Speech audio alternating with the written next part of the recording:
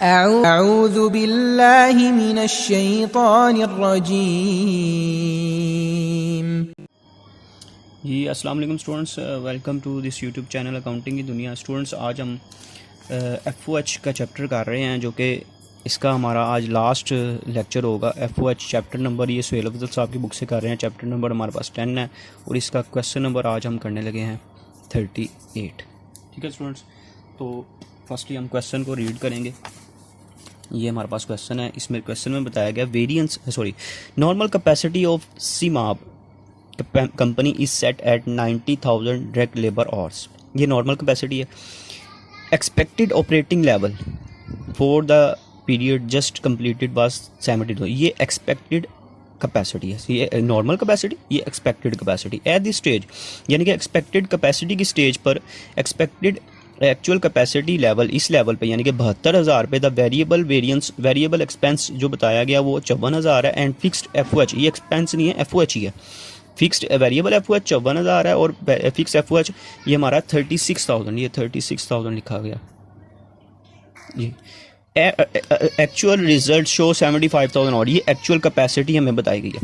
अच्छा, क्वेश्चन की रिक्वायरमेंट्स है प्री डिटरमाइंड FOH रेट निकालना है based on normal capacity, pre determined FOH rate निकालना है based on expected actual capacity, amount of factory overhead applied निकालनी है if company use normal capacity rate, और अगर company expected actual capacity rate use करती है तो FOH अप्लाइड निकालना है। वेरिएंस निकालना है, कौन सा वेरिएंस निकालना है, यहाँ पे सिर्फ उसने कहा है हम आपने आइडल कैपेसिटी वेरिएंस निकालना है। एक दफ़ा नॉर्मल कैपेसिटी के मुताबिक निकालना है और उसी को एक दफ़ा एक्चुअल कैपेसिटी के मुताबिक आपने एक्सपेक्टेड एक्चुअल कैपेसिटी के मुताबिक निकालना है। तो क्वेश्चन थोड़ा सा दिखने में इसकी रिक्वायरमेंट्स बड़ी बड़ी लग रही हैं, लेकिन ये क्वेश्चन बहुत आसान सा है और छोटा सा ही क्वेश्चन है। सबसे पहले फर्स्ट रिक्वायरमेंट स्टार्ट करते हैं, जो कि उसने कहा प्री डिटरमाइंड रेट निकालना है बेस्ड ऑन नॉर्मल कैपेसिटी के मुताबिक।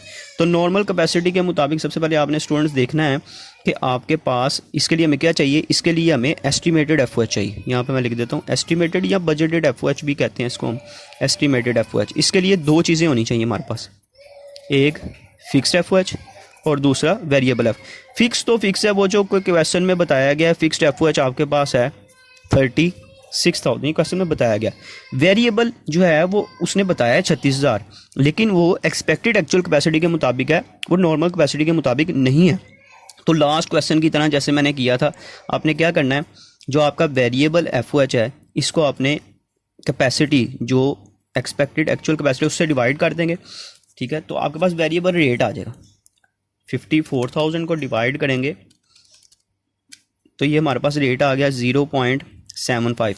अब इसको आपने, चूंकि हमने नॉर्मल कैपेसिटी के मुताबिक निकालना है, तो इसको आपने मल्टीप्लाई कर देना नॉर्मल कैपेसिटी से, जो कि क्वेश्चन में बताई गई है 90,000 है। तो इसको आपने मल्टीप्लाई कर देना स्टूडेंट्स 90,000 से, तो ये आ जाएगा 67500 प्लस इसमें कर देंगे 36,000 तो आ जाएगा 103500। दोबारा देख लें कि सबसे पहले आपने लेना है फिक्स FOH, जो कि क्वेश्चन में बताया गया 36,000 है। इस तरह आपने ले लिया, ये आपकी 54,000 आपके पास आ गया वेरिएबल FOH। इसको डिवाइड करना है उसकी कैपेसिटी जिसके मुताबिक ये निकला हुआ है, वो 72,000 था, और फिर इसको मल्टीप्लाई कर देना आपने नॉर्मल कैपेसिटी से, तो 67,500 आ गया, प्लस कर देंगे 36,000, तो ये हमारे पाच एस्टिमेटेड FOH कितना आ गया 103500। अब इसको डिवाइड करना है नॉर्मल कैपेसिटी पे। नॉर्मल कैपेसिटी स्टूडेंट्स कितनी है, ये 90,000 है। यहाँ पे मैं लिख देता हूँ, इसको डिवाइड कर देना आपने 90,000 पे, तो ये आ जाएगा आपके पास रेट आ गया 1.15। ये आपके पास क्या आ गया, रेट जो उसने प्री डिटरमाइंड रेट का हुआ। अब सेकंड रिक्वायरमेंट में उसने कहा कि आपने based on expected actual capacity, तो इसका तो हमें उसने जो है ना वो बताया हुआ है FOH, वो दोनों हमें फिक्स और वेरिएबल बताया हुआ है। इन दोनों को ऐड कर लेंगे, वेरिएबल और फिक्स भी बताया हुआ है, इन दोनों को ऐड करके तो एक्चुअल एक्सपेक्टेड कैपेसिटी कितनी है वो मैं यहाँ पे लिख रहा हूँ, वो है जी हमारे पास 72,000। इस पे आपने डिवाइड करना है 72,000 पे, इसको मैं 72,000 पे डिवाइड कर दूँ। फर्स्टली इन दोनों को ऐड करता हूँ, 54,000 प्लस 36,000 90,000 आ गया, इसको अपनी कैपेसिटी पे डिवाइड कर देंगे तो ये रेट आ गया 1.25। जी स्टूडेंट, थर्ड रिक्वायरमेंट देख लें ज़रा इधर आप। उसने क्या अमाउंट निकालनी है एफओएच अप्लाइड की if company use normal capacity rate, यानी कि ये जो रेट निकाला है अगर कंपनी ये यूज़ करती है, ये रिक्वायरमेंट नंबर 3, अगर कंपनी ये रेट यूज़ करती है यानी कि 1.15 रेट यूज़ करती है तो बताएं कंपनी का अप्लाइड एफओएच कितना होगा। तो इसको आप किससे मल्टीप्लाई करते हैं, इसको एक्चुअल कैपेसिटी से स्टूडेंट मल्टीप्लाई करना है, यानी कि यहाँ पे मैं लिख देता हूँ अप्लाइड रेट को मल्टीप्लाई कर देना है आपने एक्चुअल कैपेसिटी से। तो इसको अगर मल्टीप्लाई करते हैं हम 1.15 को एक्चुअल कैपेसिटी से तो ये स्टूडेंट्स हमारे पास आता है 86,250। फोर्थ रिक्वायरमेंट में उसने कहा था कि आपने देखें, दोबारा रिक्वायरमेंट देखते हैं साथ साथ। अब आपने अप्लाइड एफओएस निकालना है if company use expected actual capacity rate, यानी कि अगर कंपनी ये वाला रेट यूज़ करती है 1.125 यूज़ करती है 1.25 यूज़ करती है तो इसको भी आपने कैपेसिटी से मल्टीप्लाई करना है। एक्चुअल कैपेसिटी 75,000 है, 1.25 मल्टीप्लाई बाय 75,000 तो ये हमारे पास आ जाएगा 93,750। ठीक है जी, फोर्थ रिक्वायरमेंट हो गई। फिफ्थ रिक्वायरमेंट उसने कहा था कि आपने आइडल कैपेसिटी निकालनी है।